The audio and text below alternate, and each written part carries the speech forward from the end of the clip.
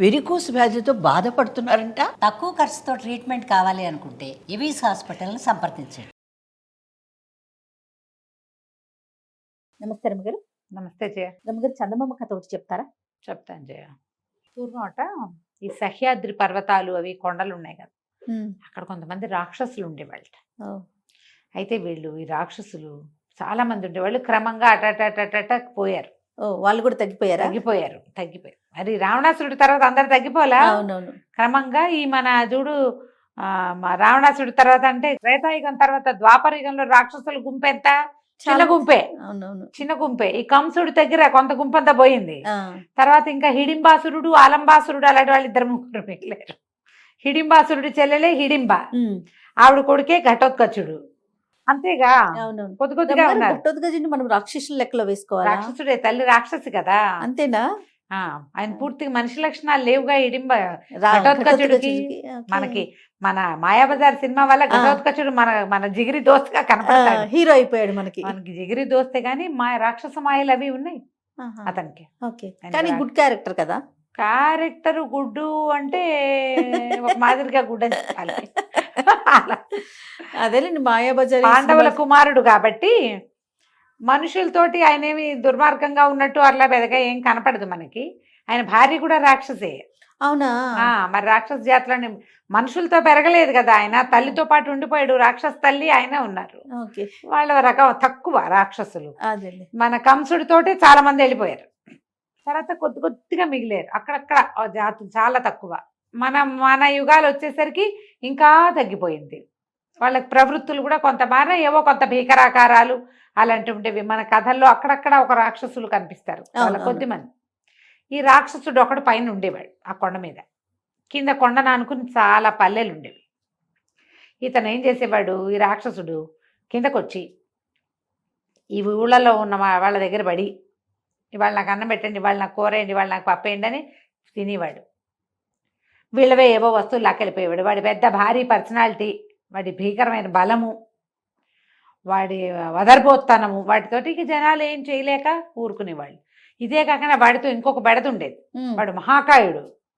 కింద నుంచి ఆడపిల్లని ఎవరో మీ పిల్ల నుంచి నా పెళ్లి చేయండి అని ఆ పిల్లని చేసుకునేవాడు. పిల్లని చేసుకుంటే వీడు అమిత తిండికి, వాడికి కావలసిన సారా కాచడానికి, వాడి ఇంట్లో పనులకి చచ్చిపోయేవాళ్ళు. తొందరగా ఆడపిల్లలు చచ్చిపోయేవాళ్ళు, వాడి దగ్గర పని చేయలేక పోయేవాళ్ళు. మళ్ళీ ఊళ్ళోకి వచ్చి నాకు ఒక పిల్లని ఇవ్వండో అని వెతుకుని ఇవ్వాల్సిందేనని భయపెట్టి బెదిరించి భంగపడి ఎటగొట్ట ఒక పిల్లని లాక్కుపోయి పెళ్లి చేసుకునేవాడు. కొన్నాళ్ళు ఉండేది. తర్వాత మీ పిల్ల చచ్చిపోయింది అనేవాడు. మళ్ళీ ఇంకో పెళ్లి కోసం వచ్చేవాడు. అయితే ఏమైందట, ఆ రాక్షసుడికి 24 మంది భార్యలు పోయారు. ఆయన ఖాళీగా ఉన్నాడు. ఇప్పుడు ఇంట్లో పనులు అవి చేసుకోలేకపోతున్నాడు, వంట వండుకోలేకపోతున్నాడు. ఆయనకి పొలాలు, తోటలు, దొడ్లు అవి ఇవి ఉంటాయి. కొన్ని పాలిచ్చేవి జంతువులు ఉంటాయి, మేకలు అవి. మరి మాంసాహారం కోసం వాటిని పోషించాలి. అవన్నీ తోలాలి, సర్దాలు, చెయ్యొద్దు పని. మరి ఎంత పని ఇది. రాక్షసుడికి ఆకారం ఉంది కానీ మాయలు గట్రా లేవు పాపం. సరే అందుకని ఊరి మీద పడ్డాడు. ఊరి మీద పడి కిందకు వచ్చేసరికి అలా కింద ఒక పొలంలో పనిచేస్తున్న ఒక బక రైతుని చూసి, నీకు ఎంతమంది పిల్లలు అని అడిగాడు. ఓ కూతురండి అని.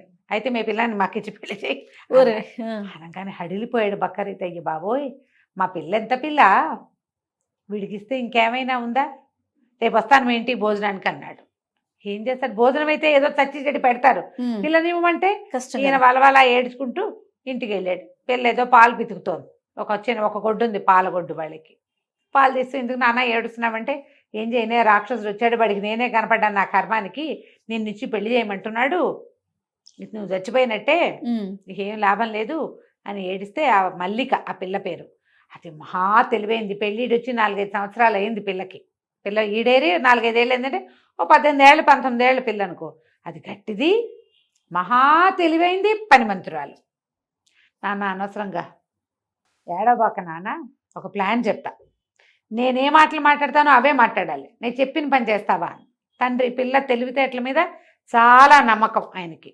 అంతకుముందు గొడ్డు గోదా కూడా లేదు. ఇప్పుడు పాలగొడ్డు ఉంది, ఒక 1/2 మేకలు ఉన్నాయి వాళ్ళకి, ఓ 25-30 కోళ్ళు ఉన్నాయి. అన్నిటి గుడ్లు పెడితే చక్కగా పావలా దాచిపెడుతుంది. అది శ్రద్ధ మగైన పిల్ల. సరేనన్నాడు. అయితే ఏం చెప్పిన ప్రకారం సరే ఏం చేశారు, ఈయన పోయి వంట కుందేళ్ళు, వంట వండుకునేందుకు బలిసిన కుందేళ్ళని కొనుక్కొచ్చాడు. బోళ్ళు ఖర్చు పెట్టాడు బాగా. కుందేళ్ళు పిల్ల చక్కగా కుందేళ్ళని బ్రహ్మాండంగా మసాలా గిసాలా దట్టించి ఇగురు చేసింది. పెద్ద అండా నిండా కూర చేసింది. అక్కడి నుంచి మంచి రుచికరమైన సారా ఒకటి కొనుక్కొచ్చారు పళ్ళతోటి. ఓ పేపాడది. చుట్టుపక్కల అందరిళ్ళకి వెళ్ళి వాళ్ళు నేసిన బట్టలు, వాళ్ళు బట్టలు నేసేవాళ్ళు, నేసిన బట్టలన్నీ పట్టుకొచ్చి మళ్ళా రేపు సాయంత్రం ఇచ్చేస్తా, 2 రోజుల్లో ఇస్తాను అని చెప్పి వాళ్ళు నేసిన బట్టలన్నీ పట్టుకొచ్చి ఇంట్లో పెట్టింది. మర్నాడు మధ్యాహ్నం అయ్యేసరికల్లా రాక్షసుడు ధనామని సిద్ధం చేసుకుంటూ భోజనానికి వచ్చాడు. పిల్లని చూశాడు. పిల్ల ఎత్తరిగా బాగానే ఉంది, పనిమంతురాలే ఉంది, ఇల్లు వాకిలి శుభ్రంగా ఉన్నాయి. కూర్చోండి భోజనం చేద్దురు కానీ అన్నది. ఆయన కూర్చున్నాడు. కూర్చుంటే పెద్ద అండా నిండా కూర పెట్టింది. అక్కడ కూర చూశాడు. పక్కనక సారా పీప ఉంది, బట్టలన్నీ పేర్చున్నాయి. ఆ పిల్ల ఎట్లా పెట్టిందంటే భోజనాలు చేసే గదిలో ఓ పక్కంతా లైన్గా బట్టలు పేర్చి పెట్టింది, ఎత్తుగా ఒకదాని మీద ఒకటి. నేసిన బట్టలు ఏం చేస్తారు, ఇట్లా ఇట్లా మూర కొలతలతోటి మడుస్తారా, అవి ఇంత ఎత్తొస్తాయి కదా, అట్టటి ఒక్కొక్కటి 10 చొప్పున 10 14 10 పెట్టింది. అన్నీ మంచి మంచి బట్టలు రంగులవి. సరే భోజనాన్ని కూర్చుని కూర ఒకటి ముక్క నోట్లో వేసుకుని, ఈ కూరకి మీకు చాలా ఖర్చు అయి ఉండాలి, నేను తిండి పుష్టి గలవాడిని, కొంచెం నాకు తిండి జాస్తే పుష్టి అయిన వాడిని, కూర కూడా మంచి రుచిగా ఉందంటే, ఏం ఖర్చులేండి, అంత పెద్ద ఖర్చు ఏం కాదు, ఎలకలు లేవు అన్నది. అనగానే ఇంకో ముక్క నోటు వేసుకుని, ఏమిటిది ఎలకలతోటి ఉండేవా అన్నాడు. అవునండి, ఈ దొడ్డంతా ఎలకలుంటే ఏముంది, ఓ 25 పట్టేమంటే కూర, ఏం ఖర్చు, దీని పెద్ద ఖర్చు ఏం లేదు, అంతగా తక్కువైంది అనుకోండి ఓ చారెడు శనగపిండి వేస్తాం అంతేగా అన్నది. ఇంకో 2-3 ముక్కలు తీసి నోట్లో వేసుకున్నట్టు, శనగపిండి వేసినట్లేదు, మృదువుగా ఉంది కూర, ఎంత బాగుందో, ఎలుకలతోటే ఇంత రుచైన కూర, భలే బాగా ఉండేవే అన్నాడు. అక్కడి నుంచి ఏం చేశాడు, ఆ సారా పీప ఊహించద్దు నువ్వు, ఆ రుచిని ఊహించద్దు. అక్కడి నుంచి ఆ సారా పీప ఎంత పెట్టింది, ఇంత పీప ఒకటి పెట్టింది, ఒక 10 లీటర్లది. అందులోంచి ఒక లోటాడు సారా తీసుకుని అటు నోట్లో పోసుకుని, ఆహాహా చాలా బాగుంది, ఈ సారాకైనా మీకు చాలా ఖర్చు అయ్యి ఉండాలన్నాడు. అనేసరికి ఈయన అన్నాడు, పిల్ల తండ్రి మల్లిక వాళ్ళ నాన్న, ఖర్చుదేముందండి, సారాకేమవుతుంది, కుళ్ళిన పళ్ళన్నీ కుళ్ళితే వాటిని సారాగా చేస్తాం. ఏమిటి కుళ్ళిన పళ్ళతో ఇంత రుచికరమైన సారా వస్తుంది, సారాలు ఎలా వస్తాయి, మంచి ద్రాక్షాసవము, అవి ఫ్రెష్ పండుతోటి అద్భుతమైన రుచి వస్తుంది, లేకపోతే ఏదో కుళ్ళు మళ్ళు వాసన వస్తూ ఉంటుంది. మత్తు కావటం కోసం తాగుతారు కానీ రుచి కాదు అందులో ప్రాధాన్యం. టేస్టీగా ఉండాలంటే ఫ్రెష్ ఫ్రూట్ తోటే చెయ్యాలి. ఇంకో 2 లోటాలు తాగి, ఆహాహా ఎంత బాగుంది, కుళ్ళిన పళ్ళతోటేనా అన్నాడు. అన్నాక అటు ఇటు చూసి, నీకు ఇంకేమైనా పనులు వచ్చా అంటే, నేస్తానండి, ఇదిగో ఈ వారం అంతా నేసాను, ఇంకా వెళ్ళాలి మార్కెట్కి అంది. తీరా చూస్తే వాడి కళ్ళు పట్టల, ఇక్కడి నుంచి అక్కడ దాకా ఉన్నాయి మొత్తం బట్టలు. దీని దుంపదేగా, పిల్ల ఎంత తెలివిగా ఉంది, ఎలుకలతో ఇంత రుచికరమైన కూర వండింది, కుళ్ళిన పళ్ళతోటి సారా చేసేసింది, వారానికి ఇన్ని బట్టలు నేసేసింది. అమ్మ బాబాయ్ అనుకుని, అన్నిట్లోనే నీకు అన్నీ వచ్చు, ఎంతమందో పిల్లల్ని పెళ్లి చేసుకున్నాను, ఒక తెలివి తక్కువ దానికి ఇలాంటి పనులు రాలేదు, అయ్య బాబోయ్ ఎంత బాగుందో పని, చాలా బాగుంది అన్నాడు. అనేసి సరే బయటకు వచ్చాడు. బయటకు వచ్చి, మీ పిల్లని పెళ్లి చేసుకుంటాను నేను, ఏమిస్తావు నాకు అని అడిగాడు.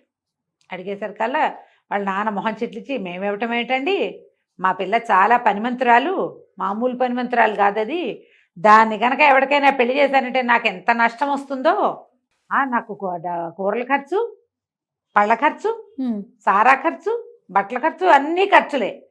ఆ పిల్లని పెళ్లి చేయటం అంటే డబ్బులు తీసుకుని కానీ చెయ్యను నేను. మా ఊళ్ళో షావుకారు గారికి భార్య పోయింది, పిల్లని ఇవ్వమని వెంబడబడుతున్నాడు, నా ఎత్తు ధనం పోసినా నేను ఇవ్వనన్నాను అనేసరికల్లా రాక్షసుడు అన్నాడు, ఏంటి డబ్బులు అడుగుతావా నన్ను, మీ పిల్లని రేపొద్దునే ఎత్తుకుపోతే నీకు దిక్కులేదు తెలుసా అన్నాడు. డబ్బులు ఎందుకు అడుగుతాను, నన్ను ఎట్లా అడుగుతావు, షావుకారు అంటే మనిషి కాబట్టి భయపడతాడు, నేను రాక్షసుండి నాకేం భయం, అవును, పిల్ల ఎత్తుకుపోతా అన్నాడు. ఎత్తుకుపోతా అంటే ఆయన అన్నాడు, మల్లిక వాళ్ళ నాన్న, ఓహో మీకు మా అమ్మాయి సంగతి తెలియదండి, మహామకురు అది, దాన్ని ముద్దుగా బంగారు తల్లిగా చెప్పి ఏమైనా చేయించవచ్చు, ఒక్కసారి దానికి కోపం వచ్చినా, కష్టంతో వచ్చినా, ముక్కలుగా కోసినా పని చేయదు, అది కోపం వచ్చిందంటే ఇక అంత పట్టు అని, అంతే, దాంతో ముద్దుగా చేయించుకోవాలి, మీరేమిస్తారో చెప్పండి అనగానే బాగా ఆలోచించుకొని ఓ అమౌంట్ చెప్పాడు. చెప్తే నేను ఒప్పుకోలే, ఆ అమౌంట్కి అయితే కుదరదండి, మా పిల్లని వారానికి ఒప్పుకోవటం ఇంటికి పంపించగలను ఆ డబ్బులకి అంతే, దాన్ని శాశ్వతంగా మీకు పెళ్ళంగా పంపించాలంటే 1 ఇంటూ వారం అంటే 1x7 చేయాలి మీరు, అంత చేస్తే ఏమైనా చూస్తానన్నాడు. ఇక పెంచుకుంటూ పెంచుకుంటూ పెంచుకుంటూ పోయాడు. రాక్షసుడు అనుకున్నాడు, బాగుంది, ఎంతో బాగుంది, మరి ఈ పిల్లని కనుక చేసుకుంటే తిండి ఖర్చు తగ్గిపోయింది, సారా ఖర్చు తగ్గిపోయింది, పైగా ఊపర్సే ఏమంటారు సోనేపే సుహాగా లాగా బట్టలు వేసేస్తుంది, అది బంగారంగా పై ఎత్తున పరి కదా. అక్కడి నుంచి మనకు బోళ్ళని గొర్రెలు ఉన్నాయి కొండ మీద, గొర్రె బొచ్చుతోటి శుభ్రంగా తివాసీలు గొంగళ్ళు కూడా నేసేస్తుంది పిల్ల. ఎంత డబ్బు! అవన్నీ ఆలోచించుకుని బోల్డ్ డబ్బులు వస్తాయని సరేనని మొత్తానికి పెద్ద అమౌంట్ చెప్పాడు. చెప్పేసరికల్లా ఈయన అన్నాడు, అలాగేనండి, మీరు ఇంటికి వెళ్ళిపోండి ఈ పూట, రేపు మొత్తం డబ్బులన్నీ తెచ్చిచ్చి మరి మా పిల్లని నిశ్చార్థం పెట్టుకోండి అని చెప్పాడు. మర్నాడు రాక్షసుడు సరేనని పెద్ద మోటాడు డబ్బులు పుచ్చుకొచ్చాడు. పుచ్చుకొచ్చి, ఇదిగో అమ్మాయి, నిన్ను నేను కుదుర్చుకుంటాను పెళ్ళికి అన్నాడు. అనేసరికల్లా అని ఇదిగో మీ నాన్నకి ఇవి ఇస్తున్నాను అన్నాడు. మా నాన్న సంగతి సరే, మరి నా సంగతో అంది మల్లిక. నీ సంగతి ఏమిటి అన్నాడు. నాకు కావలసినట్టుగా నన్ను పెళ్లి చేసుకునేవాడు చక్కటి ఇల్లు ఒకటి కట్టి పెట్టాలి నాకు. నేను చెప్తా నాకు ఎట్లా కావాలో, ఏ గదిలో ఏముండాలో ఇల్లు. తర్వాత నాకు మెత్తటి పక్క కావాలి. ఓహో, ఈ పక్క ఎప్పుడు ఎలా కుదురుతుంది? ఒక ప్రత్యేకమైన వస్తువుతోటి పరుపు కుట్టాలి. ఆ పక్క మీద పడుకుంటే నేను సుఖంగా పడుకున్నానా ఎంత పనైనా చేస్తా. ఇప్పుడు చేసే పనికి 100 రెట్లు చేసేస్తా. హాయిగా పడుకోవాలంటే నాకు మెత్తని పరుపు, అద్భుతమైన పరుపు కావాలి. ఆ పరుపు కుట్టాలి అంటే ముసలా మన రాక్షసుడు అన్నాడు, ఏముందిలే, దీనికి ఇల్లు కట్టిస్తే ఆ ఇంట్లో మనమేగా ఉండబోయేది, అంతేగా, అలాగే నేను బ్రహ్మాండంగా కడతాను ఇల్లు అని చెప్పేసి నది ఒడ్డున చక్కటి ఇల్లు, దుంగలతోటి కర్రలతోటి అవి ఇవి అన్నీ వాడే కొండ మించి మోసుకొచ్చేసి టపా ఇల్లు కట్టించేసాడు. ఇప్పుడు మన మల్లికి పోయి ఇల్లు చూసి వచ్చింది. ఈ ఇల్లు ఎంతో బాగుంది, కొండ కింద ఇల్లు. సరే, ఇప్పుడు నాకు పరుపు కావాలి కదా. ముసలమ్మ బాతి ఈకలు పీకుతుంది. ముసలమ్మ ఈకలు పీకినప్పుడు వచ్చి బాతి ఈకలన్నీ ఏరి దాంతో నాకు పరుపు తయారు చేద్దుగా నువ్వని చెప్పింది. ఈ బాతు ఈకలు పీకడం అంటే ఏమిటి? ఈ ముసలమ్మ ఎవరు? వీళ్ళకి సీజన్లో మంచు పడుతుంది. అప్పుడు వీళ్ళు ఏమనుకుంటారంటే చంద్రుడిలో ఉన్న ముసలమ్మ బాతీకలు పీకుతుంది, పీకి విసిరేస్తుందిట. అవన్నీ ఇట్లా పింజలుగా కింద రాలుతాయి. మంచుని బాతీకలు అంటారు. సరే, నువ్వు బాతీకలు పీకే సమయానికి రా, నా పరుపు చేసి పెట్టు. ఆ పరుపు కనుక నాకు సుఖంగా నచ్చిందా రేపే మన పెళ్ళి. ఓహో, ఈ రాక్షసుడు ఏమంటున్నాడు, 4 నెలలు ఆగుదాం, ఏముంది మంచు పడేదాకా అని. సరేనన్నాడు. ఇల్లు కట్టి తయారు చేసి పెట్టాడు. ఈ మల్లికి పోయి ఆ ఇంట్లో ఉండటం కూడా మొదలుపెట్టేసింది. ఆ ఇల్లు దాంది అయిపోయింది. అక్కడి నుంచి మంచు పడ్డం మొదలుపెట్టింది. ఈ లోపల ఈ మల్లికి ఏం చేసింది, పెద్ద గుడ్డ సంచి ఒకటి కుట్టి పెట్టుకుంది సిద్ధంగా పరుపుకి. ఈ వీడొచ్చాడు రాక్షసుడు కిందకి. సన్నగా మంచు పడుతోంది, బాతీకలన్నీ పడుతున్నాయి కదా, అవన్నీ ఏరి సంచిలో వేయమంది. వంగి లేచి ఏరటం అంటే సింపుల్ ఆ పని. వీడు వేసినట్టే కరిగిపోతోంది. చివరికి మొత్తానికి ఆ రోజు సాయంత్రానికి ఆ పరుపు నిండింది. నిండాక ఈ అమ్మాయి ఏం చేసింది, దాని అంచులు మడిచి టకటకా చేత్తో కుట్టేసి పరుపుని లోపల లాక్కుపోయి, ఆ మంచు వేసిన పరుపుని లోపల లాక్కుపోయి ఒక చోట పెట్టి దాని మీద 2-3 బొంతలు పరిచి, ఈ రాత్రికి నువ్వు ఇక్కడే పడుకో, అదెంత సుఖంగా ఉందో నువ్వు తెలుసుకుంటే రేపొద్దున మనం పెళ్లి చేసుకుందామంది. మరి పిలిచింది కదా, సరేనన్నాడు. పైగా తను కుట్టిన పరుపు, తను ఏర్పాటు చేసిన పరుపు, పొద్దున్నుంచి సాయంత్రం దాకా ఆ మంచు పింజలు ఏరి వేళ్ళు కాళ్ళు కొంకర్లు వాడికి. వంగి లేచి చేయదు, ఎందుకు వంగాలి వెయ్యాలి. సరే, మంచం మీద ఆ పరుపు మీద పడుకున్నాడు. 1 గంట గడిచేసరికి వీడికి తెలిసింది పరుపు చల్లగా ఉంది. రెండోది ఏమిటో తడిగా కూడా ఉందేమో అని అనిపిస్తోంది. ఎటు తిరిగినా పరుపులోంచి వెచ్చదనడాల. బయట మంచు పడుతుంటే లోపల మంచు పరుపు మీద పడుకున్న వాడి పరిస్థితి ఎట్లా ఉంటుంది? అటు దొర్లి ఎంత దుంపదెంచుకున్నా ఆ పక్క వెచ్చబడదే. ఆ పైన బొంతలు లాక్కుని కప్పుకుంటున్నాడు. ఆ బొంతలున్నది దేని మీద? మంచు మీద. ఆ పక్క నుంచి చల్లదనం, ఈ పక్కన చల్లదనం. వాడికి పక్కటెముకలు, భుజాలు, కాళ్ళు అన్ని పిచ్చ నిప్పులు చేసేసినాయి.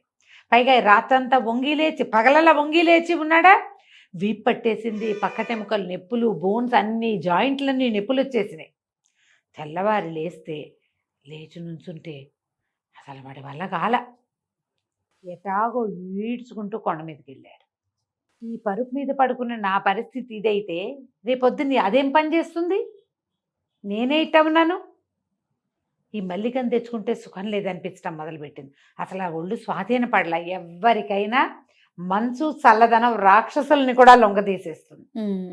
సరే 2 రోజులు 3 రోజులు అయ్యాక వీళ్ళకి తెలుసు వాడికి ఏం జరిగిందో. వాళ్ళ ప్లాన్ అదే కదా. అదే ఈ మల్లిక వాళ్ళ నాన్న వెళ్ళి, ఏమండి మా పెళ్లి కూతురు సిద్ధంగా ఉంది, ఆ పరుపు ఎంతో బాగా కుట్టేట మీరు వస్తే పెళ్లి చేసుకుంటానంటోంది, మా అమ్మాయి సిద్ధంగా ఉందంటే, ఇప్పుడు నా వల్ల కాదు, తర్వాత వస్తానన్నాడు.